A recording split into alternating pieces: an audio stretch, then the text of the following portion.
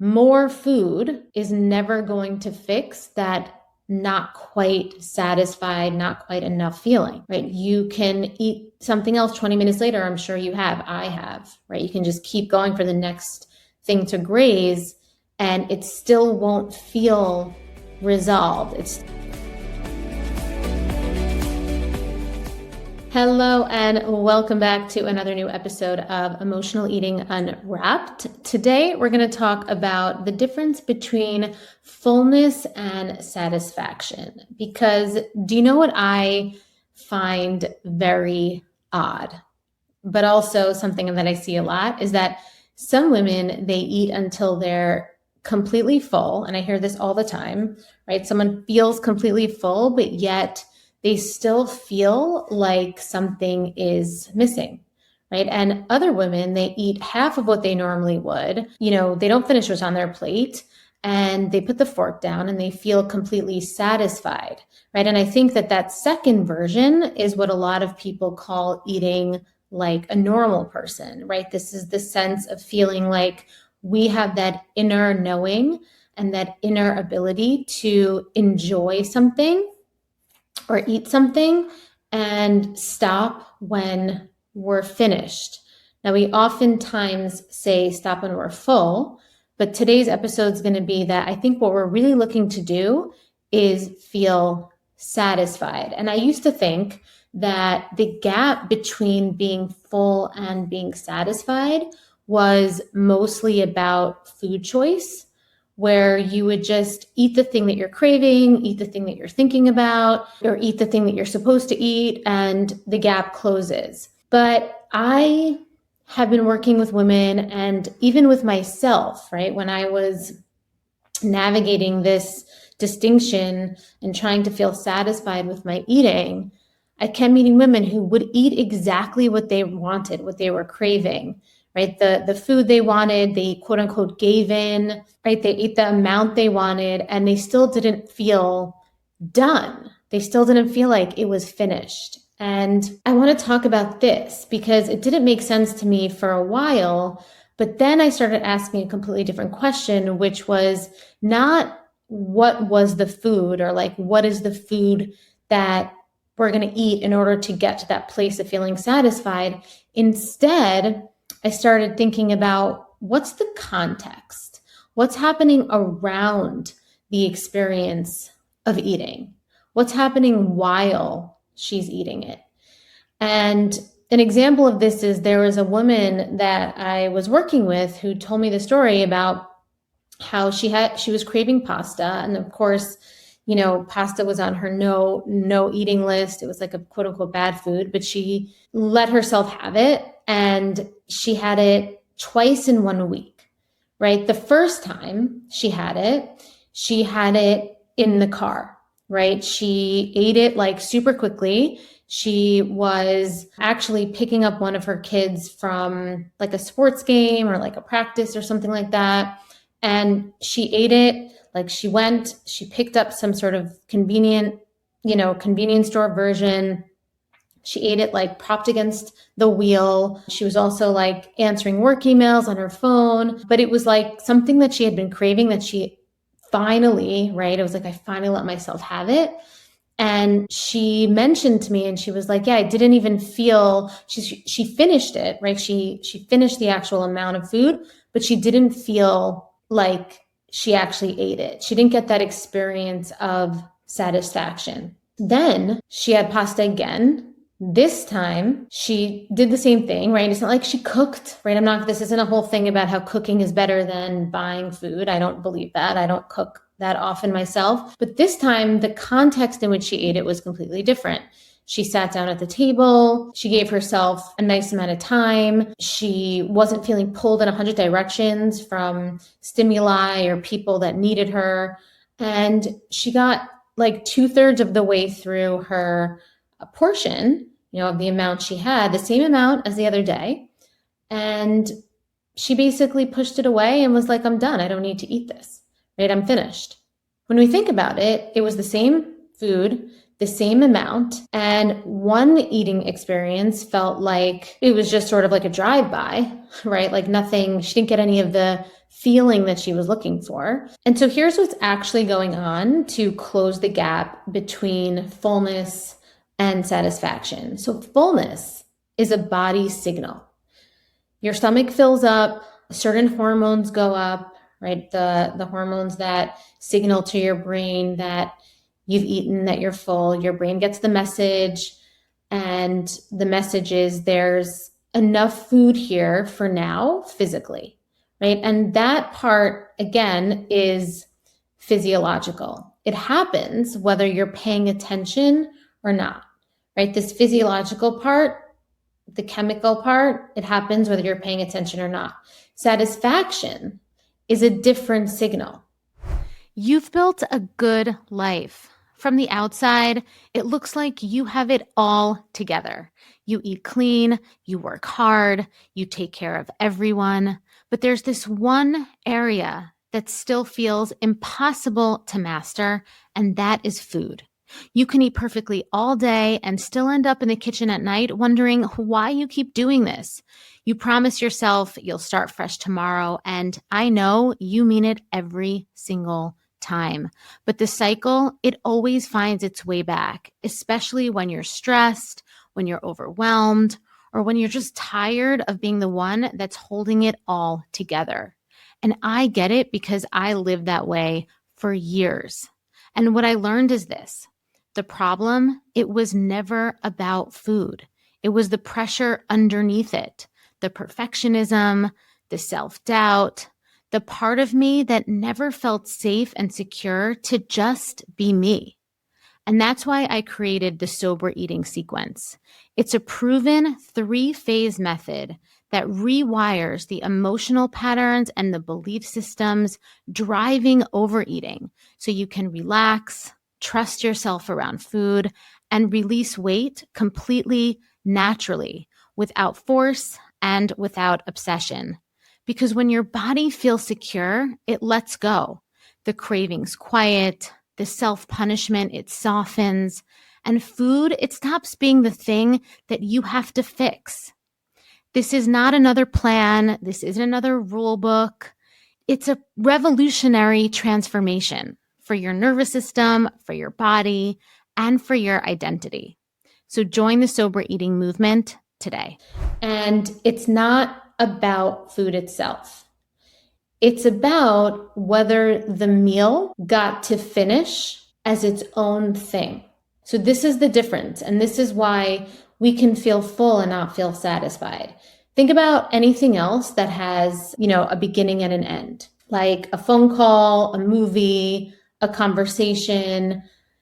Like if it gets cut off in the middle, let's say the call drops or the movie, somehow you press pause on the movie, but then you turn it on again and the credits roll, or like you see the last scene, right? Or someone walks away mid-sentence, right? It doesn't feel finished, right? Something in you notices, something in you feels like there's this lack of resolution, right? Even if you got most of it. And eating, it works in the same way, actually. If a meal doesn't have a clear start and a clear end, some part of you doesn't register it as finished, right? Not because you didn't eat enough food, and not because you're not full per se, but because the meal never got to close, and therefore you didn't receive that sense of satisfaction. And I hear this a lot, right? I hear this so much, and unless you actually pay attention to it, you're not going to notice it. So for example, like a woman eats lunch at her desk, like, between emails, her plate is, next to the keyboard. She's kind of just like eating on autopilot. She finishes it. And then 10 minutes later, she can't tell you what it tastes like, but like an hour later, she's feeling like she's hungry, right? She's feeling hungry. She feels like she needs a snack. And it's like, I'm still hungry, but she's not still hungry, right? She's not still hungry. What she's feeling is that lack of resolution and that restlessness that's still sort of like, I'm missing something. But she's not necessarily missing food. She's missing the experience of the eating experience being resolved.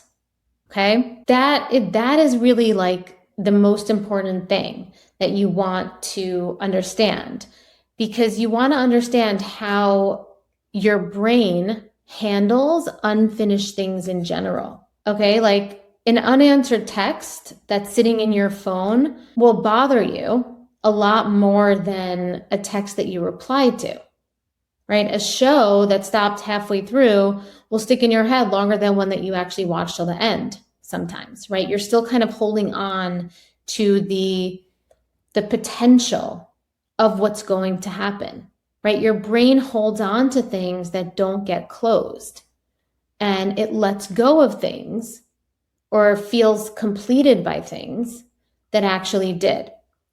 And the eating experience isn't any different, right? A meal that gets interrupted or, occasionally is shared with a screen or some other distractions, or eaten while doing something else. And I'm not saying that you can't ever do this, but you have to build the skill of being able to pay attention and give your attention to both things in a way where the eating experience doesn't get undermined by the other thing that you're doing, so that you lose the opportunity to feel satisfied. Okay, that's what we don't want to do. And this is the skill that I teach in a lot of my programs as well. But for a lot of us that feel confused by this, that feel like, why am I so hungry after I just ate something where I do feel full, but I keep eating past full because I'm not satisfied, that's what this conversation is really about. Because a lot of times what we're doing is keeping, we're sort of like keeping it open, right? The same way we keep an unanswered text open, right? And an open loop, it doesn't necessarily feel like hunger. It just feels like something is missing, right? When you don't have like a complete delineation of a start and an end of a meal, right? It just feels like something is missing. So you go look for what's missing. And the tool that we often find and that we often reach for is more food, because we think that we need more food to feel satisfied. But that doesn't work, because more food was never the actual thing that was missing. What was missing was the finished meal, the resolution. And, here's the part that made me really start paying attention to this as well. Like, think about the one meal a year where almost everyone eats past the point of feeling comfortable, right? The one time of year that everyone does this is Thanksgiving. So if we think about Thanksgiving, you would think that would be the meal that leaves people the most unsettled. But the thing is, it's usually the opposite. Most people, after they eat their Thanksgiving dinner, they don't leave that table circling the kitchen an hour later looking for more food or looking for something else, right? They usually push back from the table. They usually like undo the top button of their jeans and sort of like take a big sigh, and they're like, oh my God, I'm so full, I'm so stuffed, right? And they feel done. They're like, I'm totally done. And the thing is, they are probably over full. So they are feeling full, but they're also feeling done. They're also feeling finished. And I don't think that's a coincidence. Thanksgiving meal has a real beginning.